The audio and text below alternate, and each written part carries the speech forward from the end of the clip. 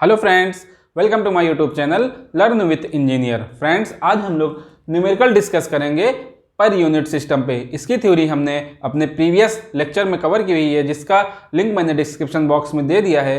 तो मैं आप लोगों से पहले आप लोगों को रिकमेंड करूंगा कि पहले वहां से थ्योरी देख लें, उसके बाद ये जो प्रॉब्लम्स यहाँ पे सॉल्व की जाएंगी उनको देखेंगे तो आपको और बेहतर तरीके से समझ में आएगा। So friends, let's start. Friends, consider this question. A 75 MVA 10 kVA synchronous generator has XD reactance is equal to 0.4 per unit. The XD value in per unit to a base of 100 MVA and 11 kV is what? चार options दिए हुए हैं, मतलब इसमें एक per unit value दी हुई है 75 MVA और 10 kVA बेस पे।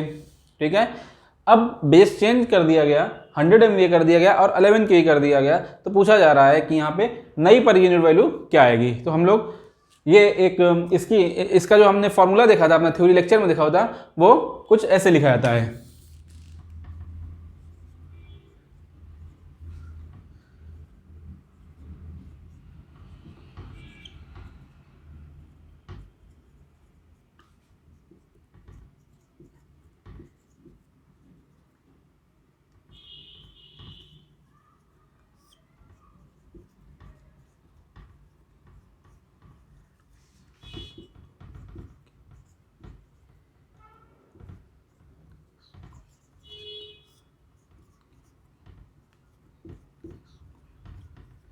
मीन्स हमने ये देखा था कि जो पर यूनिट इम्पिडेंस आ रहा था, हमारा वो एमवीए रेटिंग के प्रोपोर्शन में था और केवी बेस के इन्वर्सली प्रोपोर्शनल था। कुछ इस तरह हमारा जो पर यूनिट आता है, पर यूनिट इम्पिडेंस हम जो कैलकुलेट करते हैं उसका फॉर्मूला क्या होता है? ये होता है Z into MVA base upon KV base का स्क्वायर। यही होता है फॉर्मूला, हमने अपनी थ्योरी लेक्चर में देखा हुआ था। Z क्या थी? एक्चुअल वैल्यू थी। हमने ये भी बताया था कि जब हम बेस चेंज करते हैं तो Z चेंज नहीं होता, क्योंकि ये इसकी एक्चुअल वैल्यू है जो कि ओम में है, पर यूनिट वैल्यू ही चेंज होती है। तो इस तरह से इस फार्मूला से अगर हम देखते हैं तो Z पर यूनिट क्या है? प्रोपोर्शनल है MVA बेस के और इन्वर्सली प्रोपोर्शनल है KV बेस स्क्वायर के। तो इसीलिए यहाँ पे Z पर यूनिट न्यू जो है वो MVA बेस न्यू ऊपर आ गया है और KV बेस न्यू नीचे आ गया है। KV बेस का स्क्वायर न्यू जो है वो नीचे आ गया है। तो अब हम इसको कैलकुलेट कर सकते हैं। पर यूनिट ओल्ड वैल्यू कितनी दी हुई है? 0.4 per unit. MVA base new कितना है हमारा? 100 MVA दिया है। ओल्ड कितना है हमारा? 75 MVA। ठीक, और केवी बेस ओल्ड कितना है हमारा? 10 का square upon KV base new कितना है? 11 केवी का स्क्वायर। ठीक है, तो जब इसको हम सॉल्व करेंगे तो हमारा आएगा 0.441 पर यूनिट।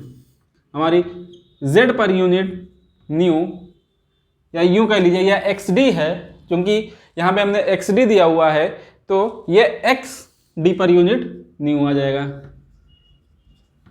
ठीक है, Z पर यूनिट किसमें बदल गया? XD पर यूनिट में, क्योंकि यहाँ पे रेजिस्टेंस नहीं दिया हुआ है, जीरो रेजिस्टेंस हम मानते हैं इसको।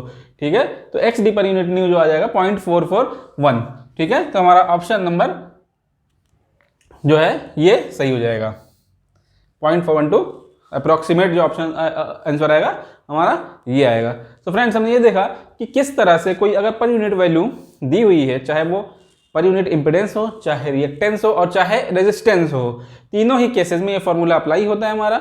और पर यूनिट जो ओल्ड वैल्यू कोई दी हुई है किसी ओल्ड बेस पे, MVA बेस और KV बेस पे, और अगर पूछता है कि हमें न्यू पर यूनिट वैल्यू क्या मिलेगी यदि हम MVA बेस या KVA बेस को चेंज कर दें, तो नई पर यूनिट वैल्यू क्या मिलेगी? इस तरह से हम कैलकुलेट करेंगे। सो फ्रेंड्स, हम लोग मूव करते हैं अपने नेक्स्ट क्वेश्चन की ओर। Friends, consider this question.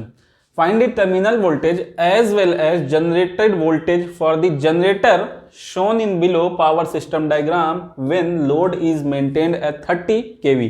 Means क्या है? ये हमारा जो डायग्राम दिया है पावर सिस्टम, जो टिपिकल इलेक्ट्रिकल पावर सिस्टम होता है, उसी का ये डायग्राम है।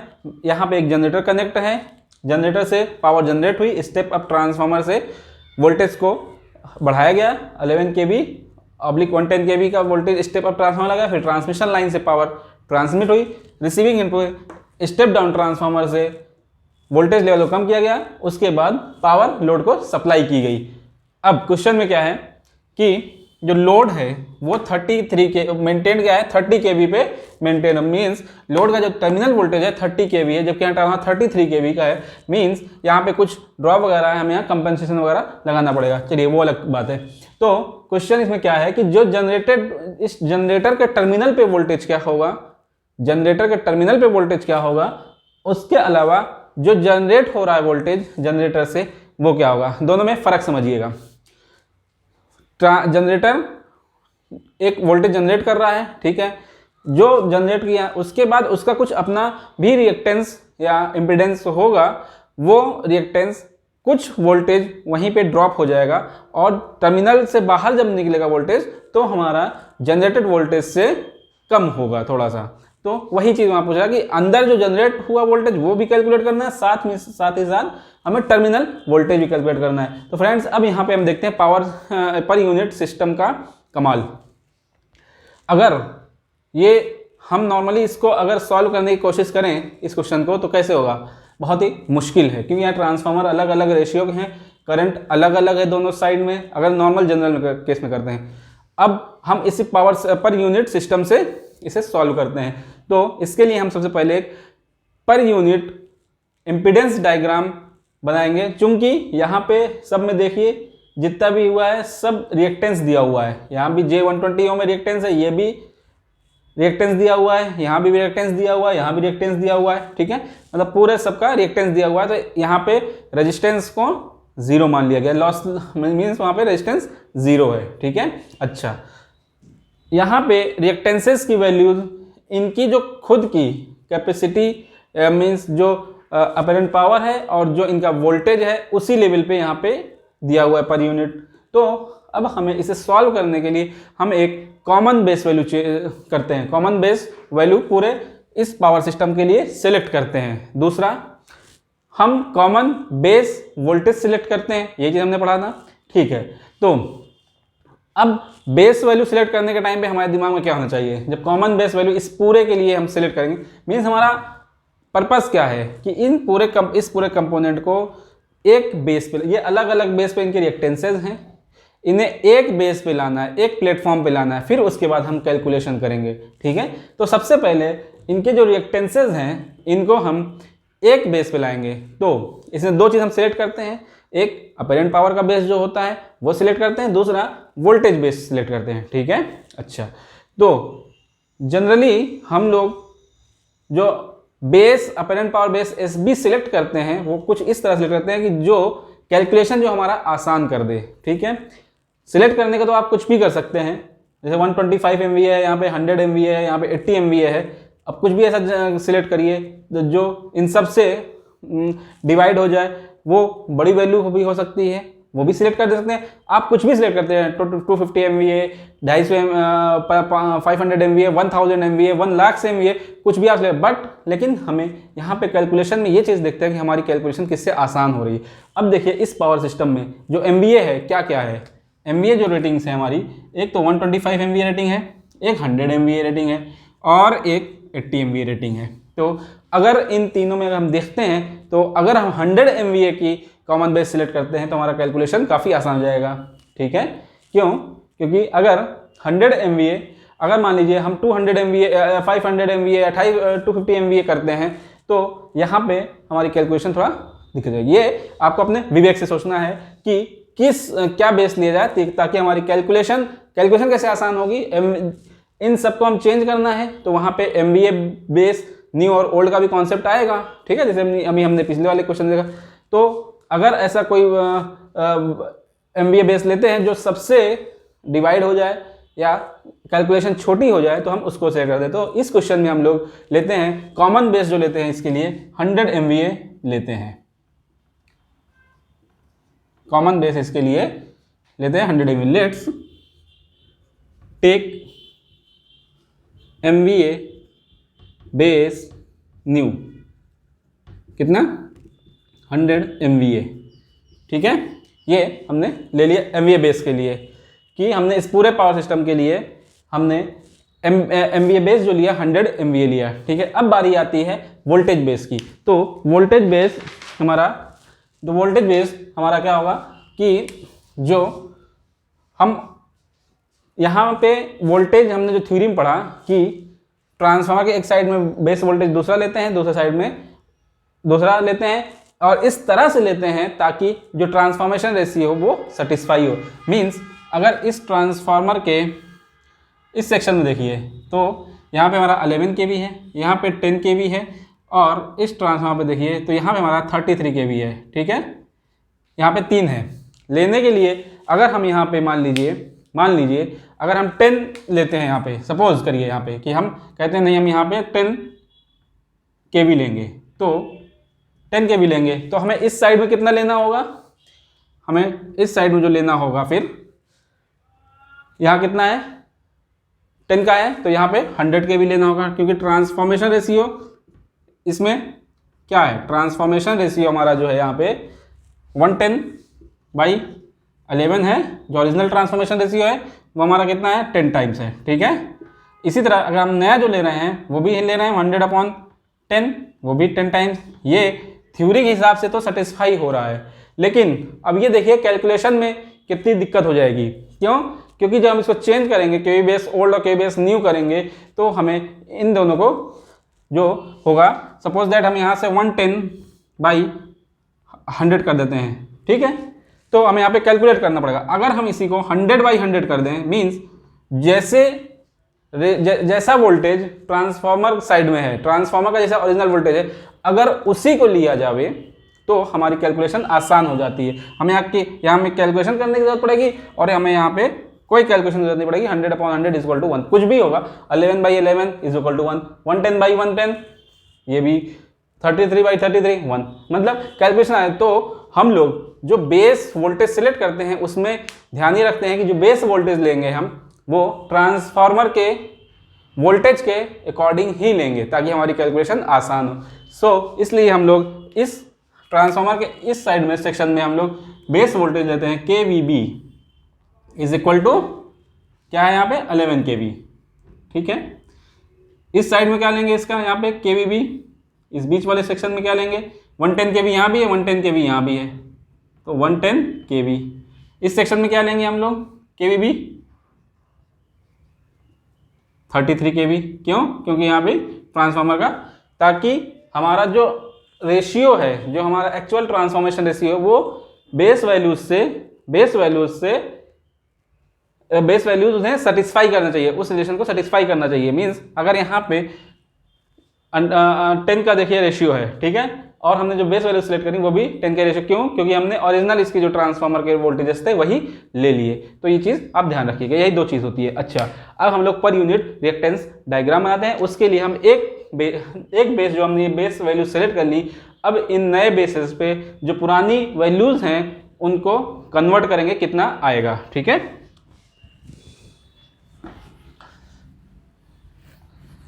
तो हम लोग अभी जैसे अभी प्रीवियस एग्जांपल में हमने क्या देखा कि x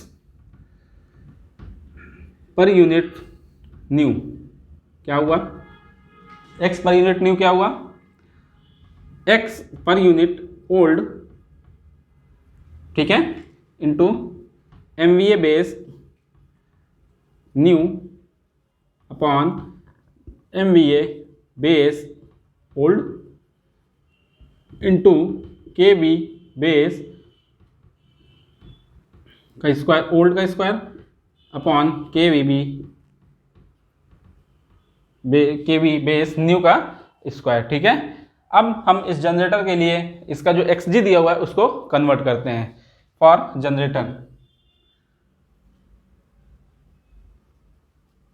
XG न्यू क्या हो जाएगा, XG न्यू पर यूनिट में XG न्यू क्या हो जाएगा हमारा, XG ओल्ड कितना है 12% है, 12% को हम लोग क्या लिख सकते हैं 0.12, ठीक है।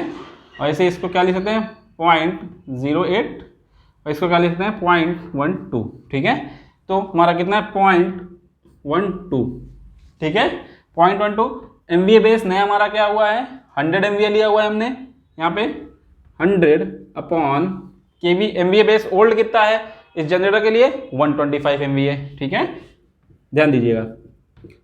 केवीए बेस ओल्ड कितना है इस जनरेटर के लिए, अभी हम जनरेटर निकाल रहे हैं, देखिएगा केवी बेस ओल्ड कितना है हमारा, 12.3 केवी पे रेटेड वोल्टेज इसका है वो लिया गया है, 12.3 का square upon KV base new हमने क्या लिया, ट्रांसफार्मर के इस साइड में है तो हमारा यहाँ पे केवी बेस न्यू क्या है, 11 केवी है, तो यहाँ पे 11 का स्क्वायर।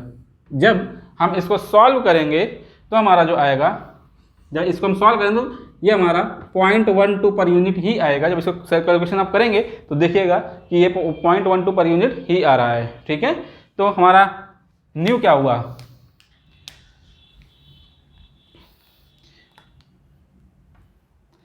एक्स जी न्यू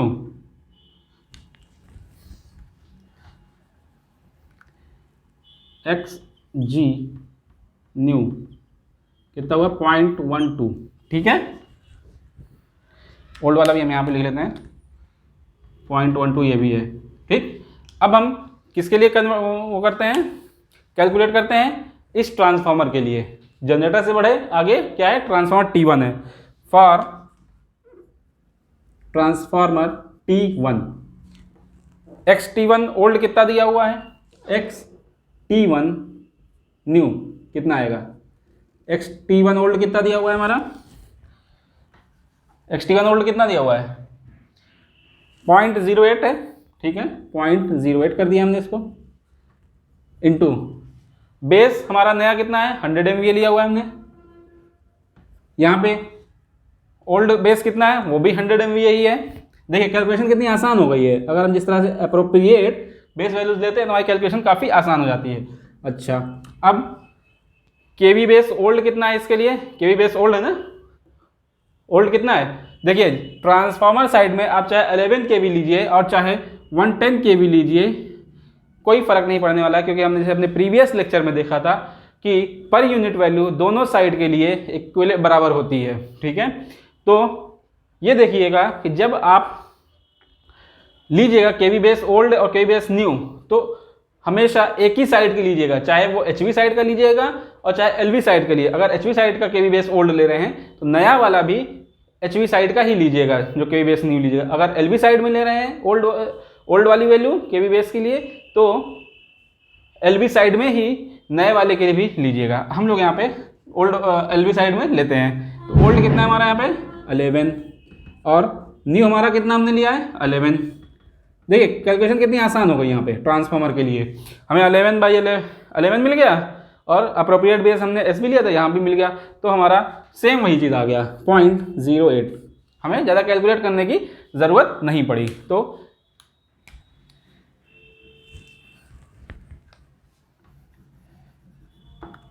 XT1 न्यू क्या होगा 0.08, ठीक है। तो ये हमारा XT1 क्या हुआ 0.08 हो गया, ठीक है। पुरानी वैल्यू 0.08 और नई वैल्यू भी 0.08 ही आई। अब हम XT2 के लिए ले सकते हैं, इस ट्रांसफार्मर 2 के लिए।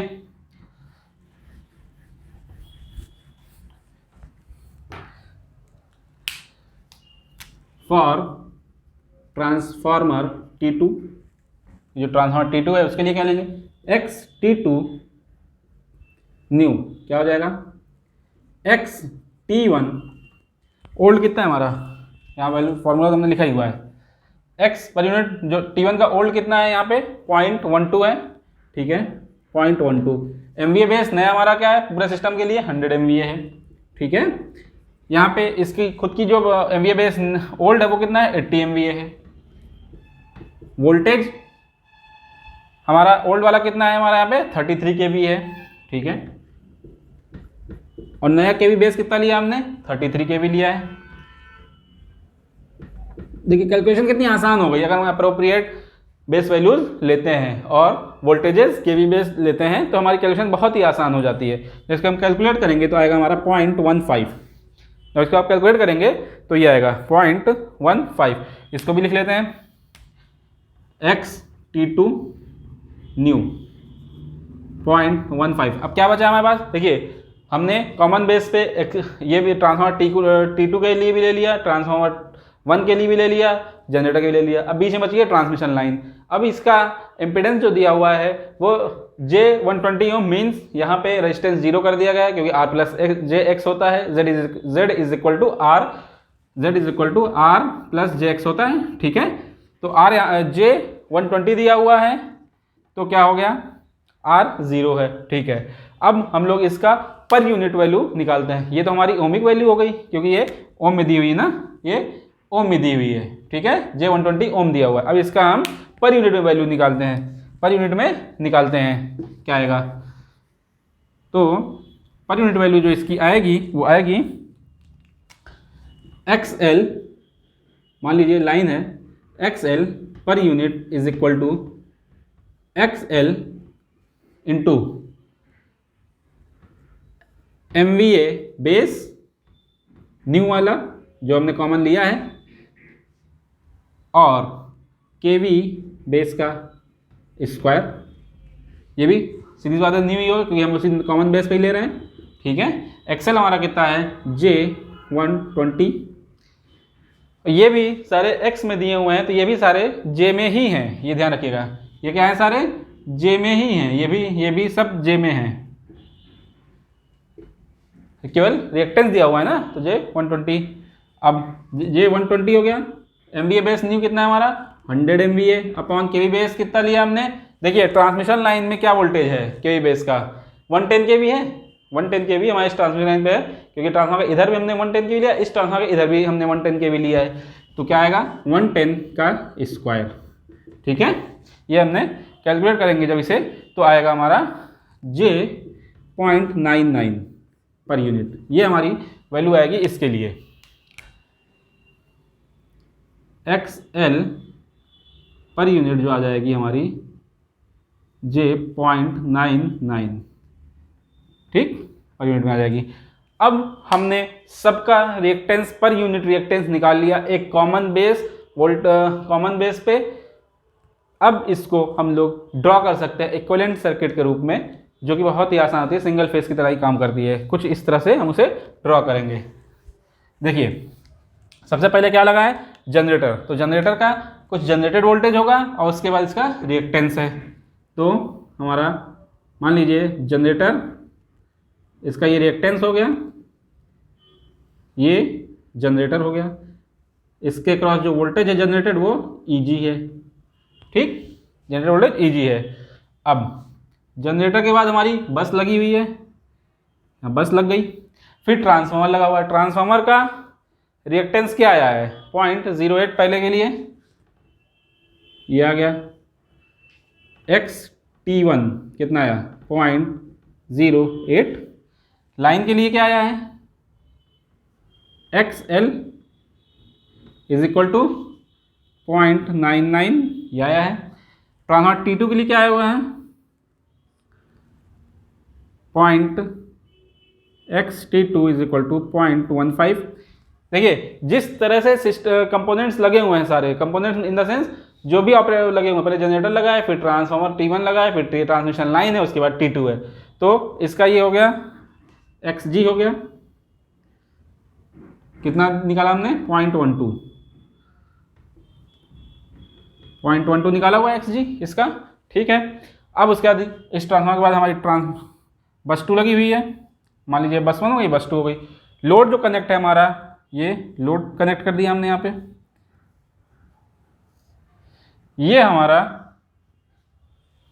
Per unit equivalent per unit reactance diagram बन गया हमारा, क्योंकि यहाँ पे सारे के सारे रिएक्टेंस हैं, सब X में दिए हुए हैं, इसलिए ये कहलाएगा पर यूनिट रिएक्टेंस डायग्राम। अगर यहीं पे इम्पिडेंस के फॉर्म में होता तो इसे हम कहते हैं पर यूनिट इम्पिडेंस डायग्राम। अब हमें कैलकुलेट क्या करना है, टर्मिनल वोल्टेज और जनरेटेड वोल्टेज। मीन्स अगर हम इसको, ये हमारा जनरेटर का टर्मिनल वोल्टेज है क्योंकि XG जो है, जो इसकी वाइंडिंग वगैरह होंगी वो सब ट्रांसफार्मर के जनरेटर के अंदर ही होंगी ना, तो जनरेटर से जो टर्मिनल बाहर निकलेगा वो ये होगा टर्मिनल वोल्टेज। मान लीजिए ये हमारा V2 है, ये हमारा V1 है, जो कि हमारा दिया हुआ है 33 kV। अब अच्छा इसे भी कैलकुलेट करना होगा, अभी 30 kV दिया हुआ है हमारा, ठीक है।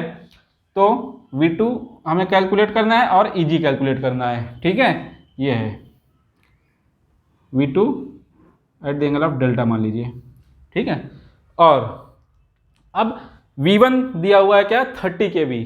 V जो दिया हुआ है 30 kV पे जो मोटर है, वो जो लोड है उसका टर्मिनल वोल्टेज V1 है, ठीक है।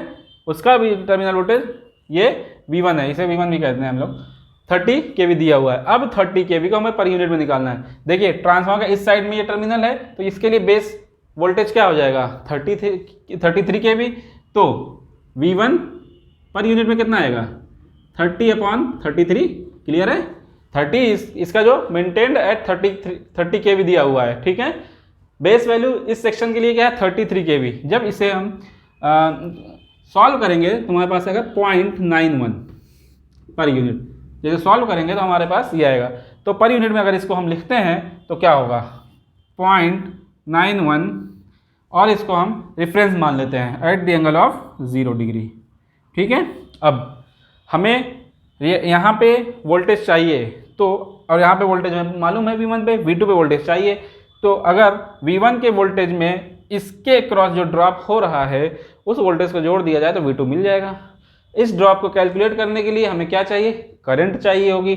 मान लीजिए ये है I, सपोज दैट ये है I। अब I की वैल्यू को हमें कैलकुलेट करना है, ठीक है। I की वैल्यू को कैलकुलेट कैसे करेंगे, लोड क्या दिया हुआ है, 50 मेगावाट और 0.9 लैग पावर फैक्टर है। तो लोड जो हमारा दिया है 50 मेगावाट, P पर यूनिट क्या हो जाएगा, P/SB, यही तो होता है। एक्टिव पावर पर यूनिट में निकालना होगा तो क्या होगा, जो एक्टिव पावर है ओरिजिनल वैल्यू और जो बेस वैल्यू है अपरेंट पावर की, वही तो होता है। 50 मेगावाट दिया हुआ इन्होंने यहाँ पे, 50/SB हमने क्या लिया हुआ है, 100 MVA, ठीक है। तो ये कितना आया, 0.5, ठीक है, 0.5 आया पर यूनिट में। P पर यूनिट कितना है, 0.5 आया। अब B पर यूनिट को हम क्या लिखते हैं, V पर यूनिट, I पर यूनिट और cos फाई, यही तो लिखते हैं। एक्टिव पावर क्या होता है जब हम पर यूनिट में लिखते हैं, तो यहाँ पे तो कोई झंझट होता नहीं है कि √3VLIL cos फाई है, √3VPIP cos फाई है।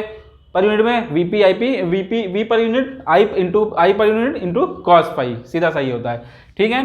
तो हमें cos फाई कितना दिया हुआ है, 0.9 दिया हुआ है। V पर यूनिट हमने कितना कैलकुलेट किया, 0.91 किया। I पर यूनिट का हमको कैलकुलेट करना है, P पर यूनिट पहले हमने यहाँ पे कैलकुलेट कर लिया 0.5। वैल्यूज को रख दीजिए, 0.5, V पर यूनिट कितना है 0.91 इंटू I पर यूनिट, cos फाई कितना है, परफेक्ट कितना है 0.9 लैग 0.9, ठीक है। अब I पर यूनिट जब हम कैलकुलेट करेंगे तो ये क्या आएगी, 0.61 आ जाएगा इसकी वैल्यू। जब पर यूनिट में से कैलकुलेट करेंगे हम लोग तो 0.61 आ जाएगा। ये क्या है, मैग्नीट्यूड है करंट का, जो I पर यूनिट करंट है उसका मैग्नीट्यूड है। अब इसका एंगल जो निकालना है वो कैसे होगा, cos फाई कितना दिया हुआ है, cos phi is equal to 0.9 lag, ठीक है। तो इसका जब एंगल निकालेंगे phi is equal to 25.84 degree आएगा, ठीक है, 84 डिग्री आएगा, 25.84 डिग्री, ठीक है। तो I पर यूनिट क्या हो गया, 0.61 at the angle of -25.84 degree. Clear है, क्यों, क्योंकि पावर फैक्टर लैग है, इसलिए करंट जो है, जो करंट लोड के थ्रू जा रही है वो लोड के अक्रॉस जो वोल्टेज है V उससे -25.8 डिग्री लैग करेगी, ठीक है। I पर यूनिट की पर यूनिट वैल्यू भी मिल गई हमें, क्या मिला, 0.61 एट द एंगल ऑफ -25, इसे बड़ा सा लिख देते हैं थोड़ा सा,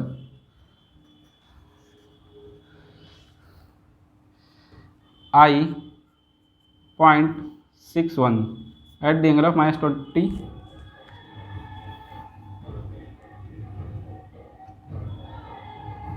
I पर यूनिट क्या हो जाएगा हमारा, I पर unit is equal to 0.61 at the angle of -25.84 degree, ठीक है।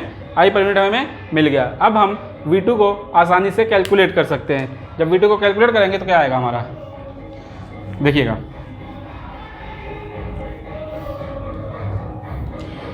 V2 पर यूनिट में निकालेंगे अगर हम V2 पर यूनिट इज इक्वल टू क्या आएगा, जो इस टर्मिनल पे वोल्टेज है V1 पर यूनिट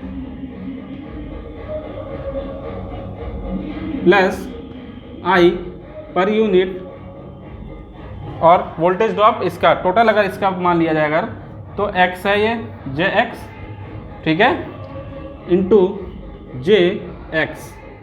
अब V पर यूनिट कितना दिया हुआ हमारा 0.91 eight the angle of 0 degree हमने कैलकुलेट किया।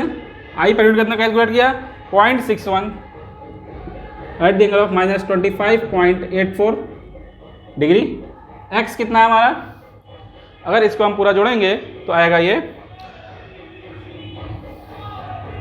यहाँ जोड़ेगा 0.08 0.99 0.15, ठीक है। 9 8 17 5 22 9 10 2 12 1.22 j 1.22 आ जाएगा, ठीक है। जैसे हम पूरा इक्विवेलेंट लेंगे तो ये आ जाएगा। अब इसको कैलकुलेट करेंगे तो हमारा जो मिलेगा V2 हमें जो मिलेगा वो मिलेगा, जैसे कैलकुलेट करेंगे तो हमें मिलेगा 1.4 eight the angle of 28.57 degree. ये क्या मिला हमें पर यूनिट में, ठीक है। अब हमें पर यूनिट मिल गया। अब इसका हम वोल्टेज जो टर्मिनल वोल्टेज वो निकालेंगे। V2 क्या होगा KVB का, KVB जो हमारी यहाँ पे 1.4 KVB कितना दिया है हमारा, यहाँ पे हमने जो लिया हुआ है 11 kV लिया हुआ है इस सेक्शन के लिए। देखिएगा V2 के लिए इस सेक्शन के लिए कितना है kV 11 है। तो इसको जब हम लोग कैलकुलेट करेंगे तो ये आएगा 15.4 kV। तो हमें टर्मिनल वोल्टेज जो मिला 15.4 kV मिल गया।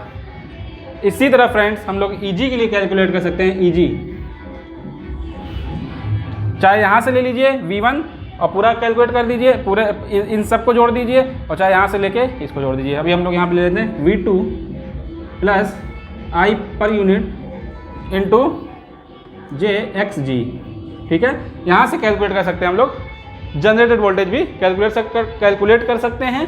टर्मिनल वोल्टेज हमने कैलकुलेट कर ही लिया 15.4 kV, ठीक है फ्रेंड्स। तो ये था हमारा आज का न्यूमेरिकल था, जिसमें हमने देखा कि पर यूनिट सिस्टम को अगर हम इस्तेमाल करते हैं तो कितनी आसानी से टर्मिनल वोल्टेज या इस लेवल, अगर मान लीजिए इस पॉइंट वोल्टेज पूछता तभी हम बता सकते थे, इस पॉइंट वोल्टेज पूछता तभी बता सकते थे। तो पूरे पावर सिस्टम में कहीं भी वोल्टेज वगैरह की वोल्टेज पूछ रहा है या फिर करंट कहीं पे क्या है तो ये हमें मिल जाता है। इसीलिए पर यूनिट सिस्टम को बहुत ही इम्पॉर्टेंट तरीके से पढ़ना चाहिए, मतलब बहुत ही अच्छे से पढ़ना चाहिए, क्योंकि इसका यूज़ हर स्टेप पे ये एक बेसिक चीज़ होती है। पावर सिस्टम के लिए एक बेसिक चीज़ होती है। जितनी अच्छी तरीके से आप इसे समझ जाएंगे, चाहे वो लोड फ्लो एनालिसिस हो, चाहे फॉल्ट एनालिसिस हो, कहीं भी हो, आपको कोई प्रॉब्लम नहीं आने वाली है। सो फ्रेंड्स आई होप कि आप लोगों को ये समझ में आया होगा, ये जो न्यूमेरिकल मैंने सॉल्व किया समझ में आया होगा। अगर फिर भी कहीं पे कोई कंफ्यूजन है तो मुझे कमेंट बॉक्स में कमेंट करिएगा, मैं उसका आंसर दूंगा। Thank you very much.